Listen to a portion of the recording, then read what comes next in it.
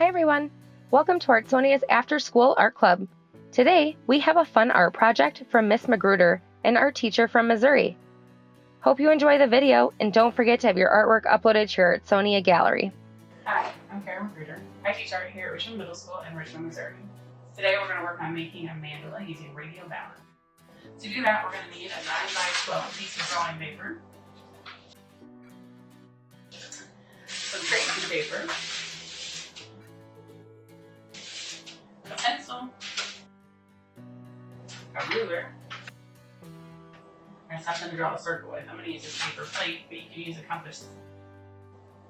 Then when we get to the next step, you'll be adding color, and you can do that with markers, color pencils, crayons, paint. Today I'm going to be using these Prismacolor water-soluble color pencils. So I'll be drawing with these and then blending it out to create value using a little bit of water and some paintbrushes. So I have a 0, a 2, and a flat 4 that I'm using. We also are going to need a pair of scissors for just a moment, and maybe a fine tip black Sharpie. Kind of depends on your personal style if you want to go back and outline things at the end. We need to turn this rectangle into a square. And so I'm going to do that by just folding on the diagonal. And I want this flat side of the paper to line up with this edge over here. So I'm just going to bring it down until it touches. And I want a nice sharp corner here, and I want this lined up all the way down. And then you can double check that you folded it correctly by just checking your measurement. It should be an extra 3 inches of paper all the way across. And give yourself this little 3-inch area that we need to cut off. We need a square that we will then turn into a circle. We're going to start with this square so we can.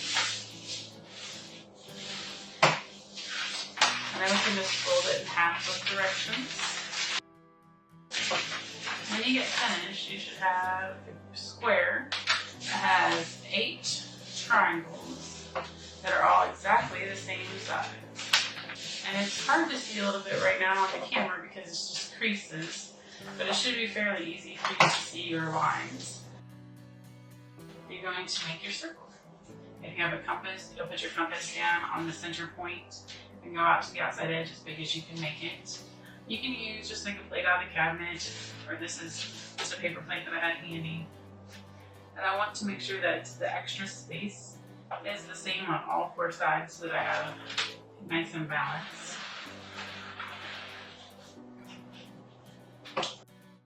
So now I'm going to use my tracing paper, and I just pick one of the triangles. Doesn't matter which one, just pick one and trace it. And I'm going to trace the outside edge of that circle. So it should look like a piece of pizza. We want that nice rounded edge here. Now we can design whatever we want inside of this little wedge. You can make it, you can do your name, you can do anything really. You can draw a picture. We're going to write the word Artsonia for this one and see what that looks like. We do want to use bubble letters or block letters to fill it in so that they have like nice and interesting spaces. I love doing the capital letter R because it connects in an interesting way. So I think I'll probably do all my letters in capital, but you can mix it up. So now we have the word Artsonia all filled in. And we do need to make sure we do this in pencil because pencil or graphite is what makes tracing paper work. The tracing paper itself is just a thin piece of paper. So it doesn't have any special qualities. It's just letting you see where the pencil lines are so that you can trace right on the back of them.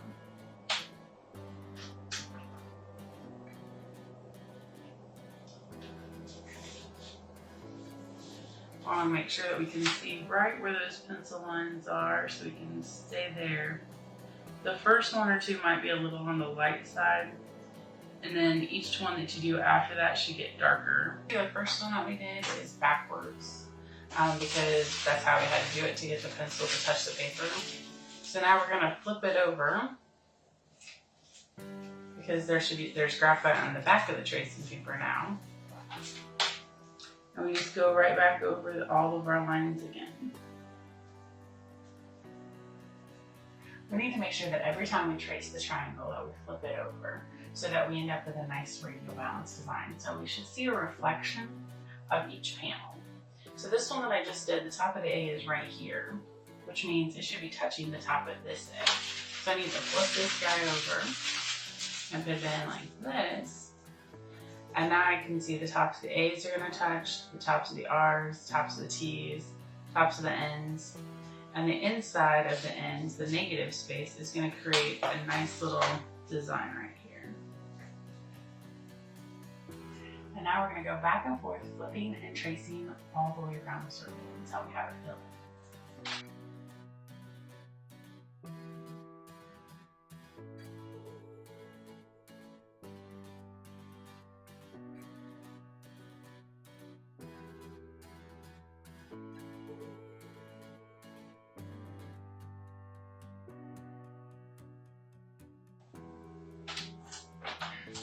And now we just go over our traced lines to make them a little bit darker, make it easier to see so we can fill them in with color. But you can see that we're getting this really interesting design where the letters have touched each other and created new positive spaces and new negative spaces. So the negative spaces are the areas like this inside the N where the lines meet up and create a new shape that's not really the N anymore. It's the space between the ends.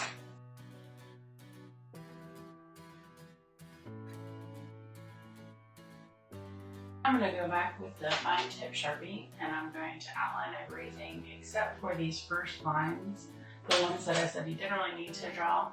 I went ahead and drew them so you could see it easier to make the laying out parts go smooth. But you can just use the folds in the paper, those creases will work just as well. So I'm going to go in and I'm going to make sure that everything matches up. And if it doesn't, then I'm going to make it match up. Because I want these R's to become a whole new shape. I want all of them to connect and become one enclosed area. So that whenever I go to color, it will be all one color. And that will just create a much more interesting design. So our design so far, we've used the radial balance to trace it out, but we're also going to use the radial balance with color. So whatever color I choose with this section will be the same here. Okay, so this part is finished. So we've outlined it with the black Sharpie, and so we're just going to go back over and erase all the pencil lines, and they'll be ready to add color.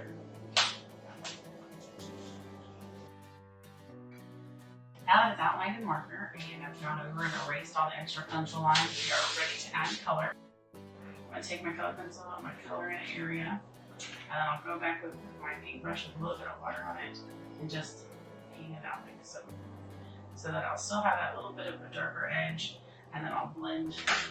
So I want to create value by having go ahead and just outlining one side of my letter with the color pencil. And it doesn't have to be real solid or anything because we're going to blend them out with water.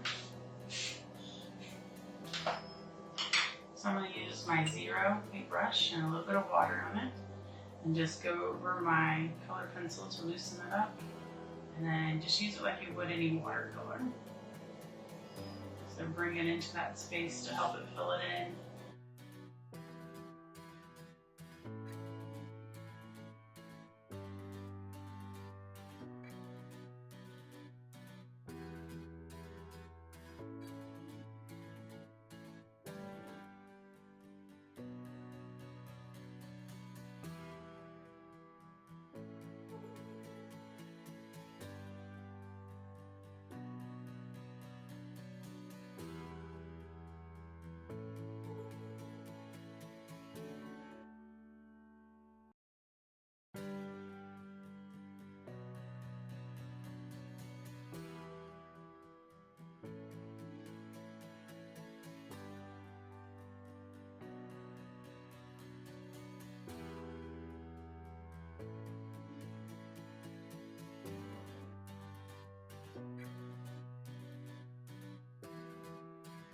Okay, so now that we have it colored in, I'm going to go ahead and take a pair of scissors and just cut out the circle and take my picture so I can put it on Artsonia, and this one's done.